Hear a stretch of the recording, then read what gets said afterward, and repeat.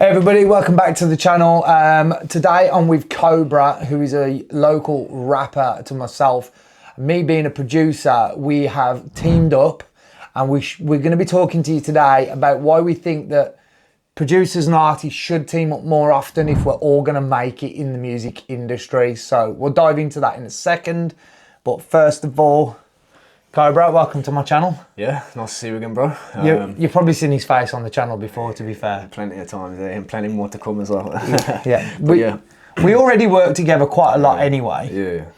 But we've decided that we're not going to announce everything right now, what we're going to be doing, but we've decided on a bit of a partnership deal where we're going to be putting out a lot of music, where I'm going to be working on a lot of the tracks with Cobra. Cobra obviously writes his own lyrics and record his vocals, and then I mix and master them. But at the moment, explain to people how you're doing it right now. What's the current process that you go through?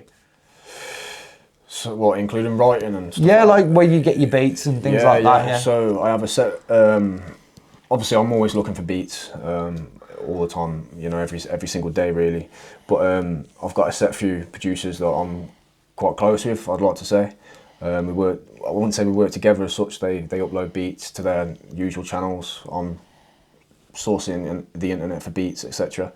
Find ones I like. If I really feel it, save it.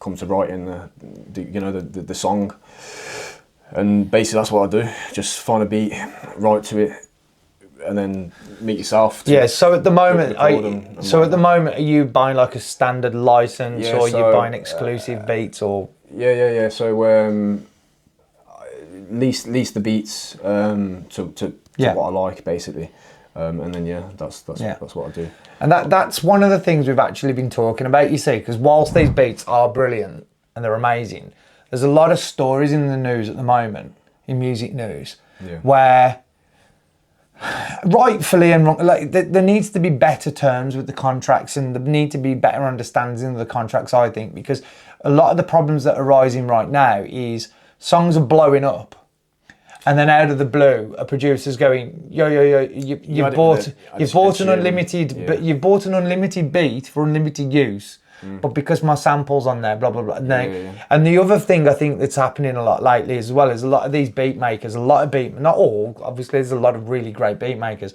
but some of them are using samples they shouldn't necessarily be using because they haven't had them cleared. And I know there's a massive case at the minute with Ren. Who's someone I love and I've featured on my channel before, and he's run into a problem because the guy who wrote the beat, there's a sample in there that was never cleared, so the song has now been taken down after it's had millions of streams. So I think the world of beats is it's murky. You've got to be really careful, haven't you? Like, it's touchy, man. I mean, you've seen it with even the bigger mainstream artists like Ed Sheeran and such. He had a case I think a couple of years ago now with certain lyrics sounding Well, that was more of a copyright issue, I suppose. But it's still. Sampling. What's sampling? What's there's so many different sounds out there now. It's hard. It's on the same spectrum, innit? I mean, yeah, but it's hard to find anything original now as well. So it is getting more and more difficult, I suppose. So what we've been talking about is actually making beats from scratch. Maybe it takes a little bit more time, but then you own 100% of the beat and you don't have to worry about that sort of stuff again. So anyway, I just wanted to get behind the sort of process of a rapper and sort of get into the mind of a rapper a little bit, because you know me, I'm from the rock and heavy metal rock and country music, which is kind of a weird mix anyway. But I wanted to get into the world of a rapper, so I wanted to find out a little bit more about give the audience an idea of what you're doing as well. I don't do enough of this as well, so it kind of gives me an excuse to do it, I suppose. You know what I mean? But why rap? What got you started? Okay, I get asked this a lot. It's been a while now. I've known you for a number of years. It's something I get asked a lot, to be fair. I can't pinpoint an exact reason.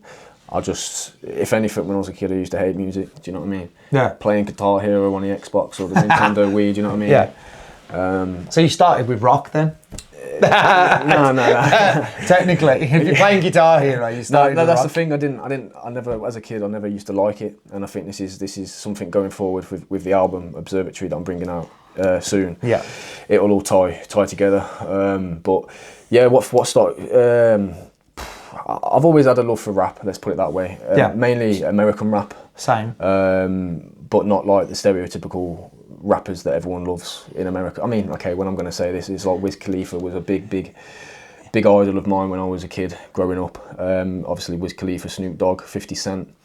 The classical, obviously you can't forget about the GOAT Eminem that's just been he's back alive. He's back now, isn't he? So yeah, I've always had a passion for rap, especially, but music. I've never always liked music. Do you know what I mean? So I was always into music, but I was never into writing music till I probably got to my teenage years. Yeah, similar. And I don't know whether maybe writers get into it eventually because I've said this on my channel before, but I find it's almost like therapy for myself. It's funny you say that because my next thing was obviously when it again with the music thing again. Growing up as a kid, I've tried therapy, with the NHS and all that sort of stuff, and counsellors and various other different avenues. But I found the thing that really helped me, especially going into my teenage years, I needed something to just ground me. Do you know what I mean? So writing music, don't get me wrong, getting the words out helps, doesn't it? Yeah. In a weird way, people say write on a piece of paper, scrunch it up and bin it, or burn it in a fire. Do you know what I mean? Only we release it.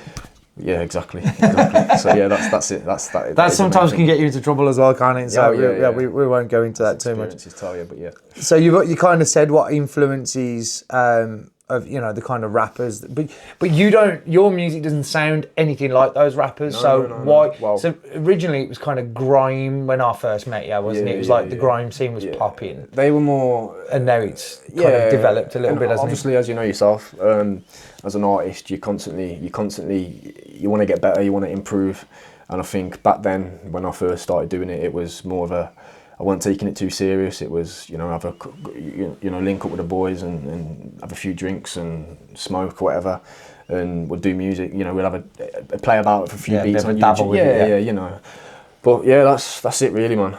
I just growing into love it now, and that's what I do. Well, now you're pretty active with it now. Like you're pretty much non-stop. You're one of the most active artists I know, and I come across a lot of artists. And again, I've said this on the channel before, but so many people say, "Oh, I want to be an artist. I want to do this, that, and the other," and then they just simply don't work hard enough. You definitely can't be accused of that. I'll give you that. No. I mean, people have their own opinions. You know what I mean? Even when you still post music, people say, "Well, do you get many hateful comments and that?" Yeah, today I still get them. I had one literally 2 days ago, uploaded to TikTok.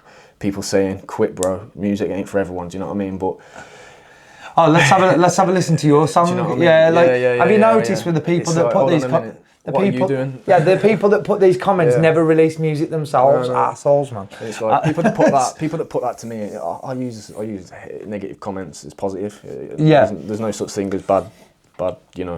And the thing is, as well, you'd have to be really, really arrogant to think that every song you put out, everyone in the world's gonna like. I mean, I do rock. And I love it, but I don't expect everyone to love it. It's impossible. And I know there's going to be people that go, "Oh, you're trying to sound like these, or you're trying to sound like them." It's but that's where your influences come from. You learn from other things, and then you're gonna sound a bit like one band in one song. You might sound a bit, but bro, some of my closest people to me don't listen to my music. Do you know what I mean? But it's not. I don't take it. It's one of them. I understand the concepts. It might not be their taste in music. Everyone's different. It's not only that, bro. I don't like. It's like... We don't mince your words over here, really. Not really. Like I'm my individual self, and then I'm Cobra. Do you know what I mean? Yeah, I get that. It's the same with my pals. It is what it is. So how do you stay balanced and true to your own sound? Because your lyrical content is very individual. Like, even if it wasn't your vocal on the track and I just heard the words and you AI transformed it, I would know it was a Cobra song. Because I've developed an understanding of what we now call Cobra-isms, which he drops in his songs every now and then. No, I got the boys saying.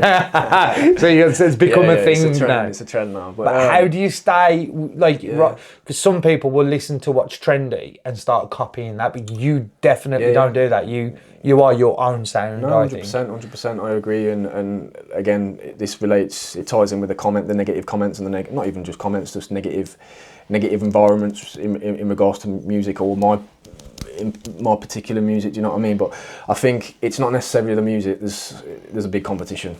Do you know what I mean? Especially in rap, UK rap. Yeah. Melodic drill, Tons whatever. of it about at the moment. Grime. Yeah. Do you know what I mean? There's tons of competition. So I don't think. Don't get me wrong. You'll always get your individual people that stay grounded and keep their own style, if you like. But I think, like you said, Steve, you hit the nail on the head. My individuality is with my lyrics and my skill of writing.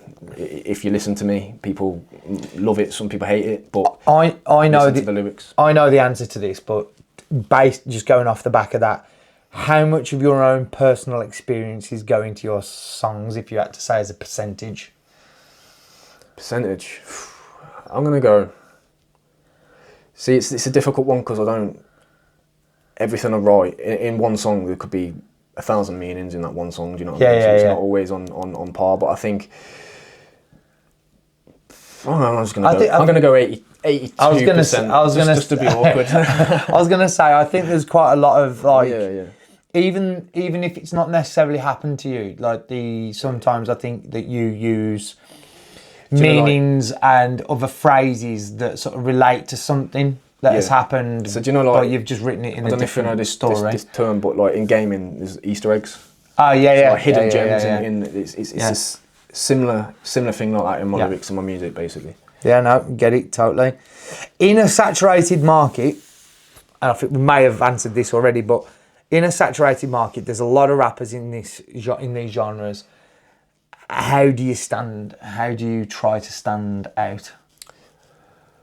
And that's one we've actually been discussing today. Yeah. Like, that's something we're actually working on. Being unique, being different, and definitely being consistent with everything you do. Whether that's writing new music, you should never stop writing new music, even if you get writer's block.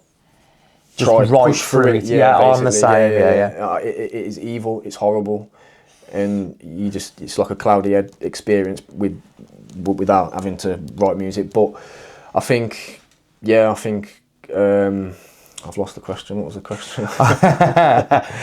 In a saturated market, it's hard to stand out. So just being, like I said, be unique, individual, consistent with everything you do, and just maybe tweak a few things. Do you know what I mean? So I think there's a lot of artists at the moment, especially with record labels, and I think this is why record labels are failing drastically at the moment, is because they hear, say, I don't know, let's say they hear a female singer, and like Dua Lipa, for example, instead of then going out and finding someone else who sounds completely different but is also equally as talented, they just go out to find someone who sounds exactly like Dua Lipa, and they replicate and then replicate. That's exactly what it is. Yeah. I've always said that if you want to stand out, don't follow the herd, man. You got to be the shepherd, not the herd. Like you got to be the one in control or stood out doing something slightly different. Well, that's disrupting the industry almost. In a sense, I suppose it's not just my lyrics as well that makes me be individual. Well, your Cobra-isms, we've developed Cobra-isms. My visuals as well to my videos that I've done over the years. Do you know what I mean? It's not just your stereotypical street video, although I have got them as well. Yeah. It's your Mary Poppins video. Mary Poppins, Tapped and Balmy, Accusations. Yeah. There's a bit of a story to them. Loads of different things. No, cool, like it. So do you always start with the beat first and then lyrics, or do you ever write lyrics and then put them to a beat? Bit of both. 9 times out of 10, it's beat first, lyrics. However, I can't do lyrics first. I can't do it. Beat first, lyrics. I always have to write the music first, or something at least. Yeah. But however, like I don't know, like if I'm shopping or something, or I'm in a car and I ain't driving. Yeah. Sitting on the toilet, do you know what I mean? There's a couple of bars that come to my head. It's like, I've got to pin that in the notes. Do you like voice recording? Like, not really. So I've started using voice notes now. You know, like if I get a little melody in my head, I can be like, a lot of rappers do it as well. Well, a lot of musicians in general, they do. I learned how to do something really cool, by the way, which we're going to show you in another video. But for writing melodies, because I'm not a brilliant, I can play keys, but I'm not brilliant at it. But the other day I had a melody in my head, it was like, da-na-na, da-na-na-na, da-na, da-na-na-na, and I wanted to put it down quick. And then if you just basically sing that into Logic, turn your vocal into MIDI, and then just whack it on a keyboard, that's it, done. It's like brilliant. Magic. I probably should have known about that years ago, but you know, it's definitely something I'm going to be doing a lot going forward. That's it, man. So, what role does social media play in your strategy to sort of get your music out there? Is it just one platform in particular you use the most, or you're spreading yourself across them? No. And this is something yourself taught me, bro. To be honest, obviously when I first started, it was flicking between the two, Facebook and Instagram. Yeah. Still like that today. Sorry. However, you got the likes of TikTok now, YouTube, There's too many, Shorts. There's too many. It's crazy, but not just social media. I mean, well, I suppose it's still social media, WhatsApp and that. But when I mean, people must hate me for it. But when I bring a new song out, I'm literally sending it to the DMs, everyone. And okay, it might annoy a few people, but you've got to get it out there, yeah. You've got to get it out there, haven't you? Otherwise, I always try and be respectful with it. Like, sorry for spamming you again. Do you know what I mean? But it is what it is. You've got to do it. Yeah. At the end of the day. And I've come up with some new sort of advertising techniques, which I'm going to be doing a video on the channel about very soon, which I've been sharing with Cobra today, and it's something we're going to try. So we'll have a look at your numbers again in like a month's time, man, and just see whether that's worked, because it's worked for me. Yeah. And it's working for my bands at the moment, so I don't see why it wouldn't translate into rap. But we'll see, man. We'll see what happens. Yeah, definitely.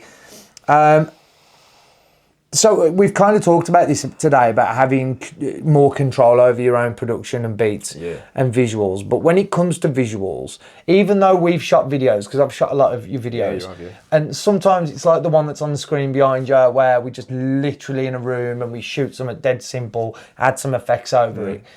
Do you find, and I'm finding this as well, like my band have recorded our last 3-4 music videos all on my iPhone. I mean, I have just bought this fancy new camera now, but we filmed them all on my camera, edited them all, and I've got just as many views, if not more views on those music videos than I've ever had spending hundreds and hundreds on a big production music video. Do you think people have stopped caring about big production videos now, and actually people have got I think people have got fed up at the fakeness, and they just want things that are more raw? Are you finding that with your videos? Because I know you've done some big production videos, but you've also done some really low end ones. Yeah, of course. Like, we all know what kind of does anyone work better for you though in the rap game, do you find? Or are they all similar? I'd say they're all similar. I mean, personally, I always like to keep it traditional to an extent with having a bigger project music video. Yeah, it's nice to do one every now and then, though. I've got some more in the pipeline. Yeah, it's nice to do them. Absolutely, it's a good day out. You know what I mean? It's fun. You have a laugh. You whatever. But no, I think more of it is today. It's the TikTok and the reels and the shorts. So many people. Everyone's got a smartphone. Everyone's got a camera. Yeah. Whether you're taking pictures of birds or train spotting or doing music, you know what I mean? It's proven that people like that POV in the moment kind of experience. That's what I was kind of getting at. Yeah, it's almost like the reality TV style thing. The more raw and real it is, the better. The better it is. It's so much easier now with 5K phone cameras, and it's just mad, isn't it? Do you know what I mean? But it's ridiculous, to be fair.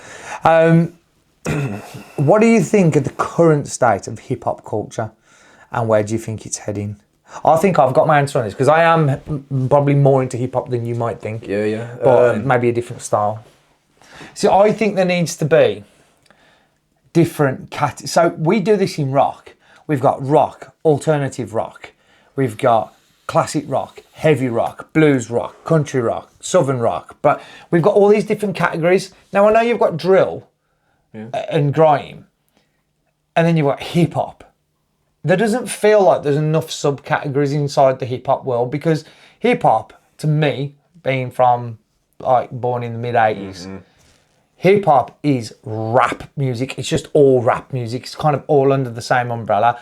Whereas now I think we're getting to the stage where you've got like your LL Cool J's and people like that who are now coming back, which is exciting, because I love all those guys, and they sound great still. So I think that should be now deemed as classic rap, almost like we've got classic rock. No. And then you've got obviously new wave. Yeah, the new wave. I'm a big fan of it. A lot of the old stuff's coming back. So what do you think? Where do you think hip hop's heading? I think music is fashion. It's exactly like the clothing world. Do you get me? People in the 90s, well, earlier than that, they were all wearing suits. Do you know what I mean? And then you look at today, it's tracksuits.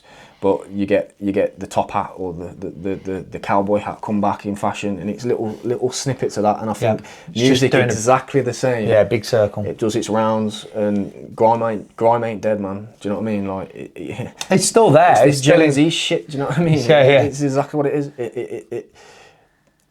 It will come back round and it will do its numbers again. It's like UK garage has made like a big resurgence again, man. And yet UK garage was the music in the 90s. You see a lot today, actually. A lot of, and you see it a lot with the rappers. And whether I'll do it, I don't know. I can't answer that right now. But a lot of rappers are going into like, what do you call it? House, EDM, dance, dubstep, remixing. Storm's just done one, isn't it? Yeah. Chasing status, remixing your songs. See, I think now though, we're in an era now where you don't have to stick to one genre anymore. No, you don't. Like Post Malone has just literally wrote.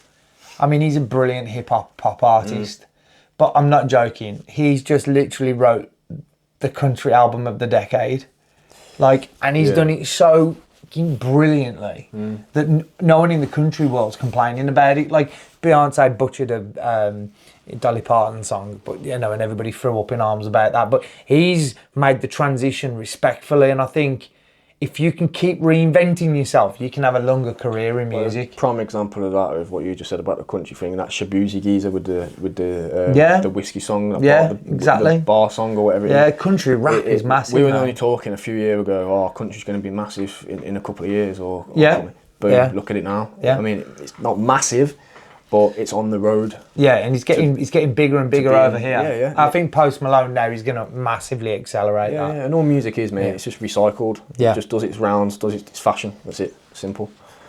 So what's the message or theme that you hope listeners take away from your music? Yeah, I mean, take me seriously, man. This ain't no fun games anymore. It's something that I want to pursue. Something that I am pursuing, something that I'm staying consistent with, something that friends and family that have told me that, look, that they've noticed the progression over the years, and to me that, and it's my passion. Do you know what I mean? But to me that's just enough to continue and take the next steps, basically. Well, as we said at the top of the video, we're coming up with plans between us, and we'll talk briefly on it, but basically my idea is I've got a lot of sort of beats that I could produce and I could make, etc. You've got loads and loads of ideas. We live quite close to each other, and I write with a lot of rock artists and pop artists and metal artists and rock artists and etc. And one of the things I've been thinking about recently is, obviously I make money from people paying me to record them or produce for them. But more and more now I'm thinking, well, hang on, I've got a guy here who's putting songs out consistently. Maybe me as a producer should invest my time and effort and go, do you know what? Let's collab. Let's not charge you for stuff anymore. Let me make beats with you, sit down, make them together, team, and put them out, and we come up with a royalty split or something along those lines. So it's not, so you're then not having to spend as much money on, like your productions, which means you can save more money to promote it. But if you're spending more money on promoting it, then that benefits me as well, because I've got royalty points on the track. Yeah. So I think this is something that we all need to do. We all need to do more of, because it's a win-win. It's so hard for any of us to make any money. So for us to make money, we need to have more songs out. 100%. And we've just been discussing about potentially putting out like a song a week. Tons, yeah. And it's totally doable now, though, isn't it? It's doable, and maybe we will. Yeah, maybe we will. Watch this space.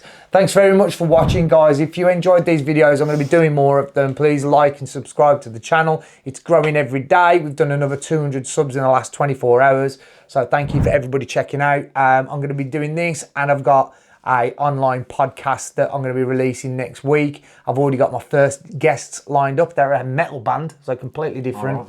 So this channel is going to cover all genres of music, don't you worry.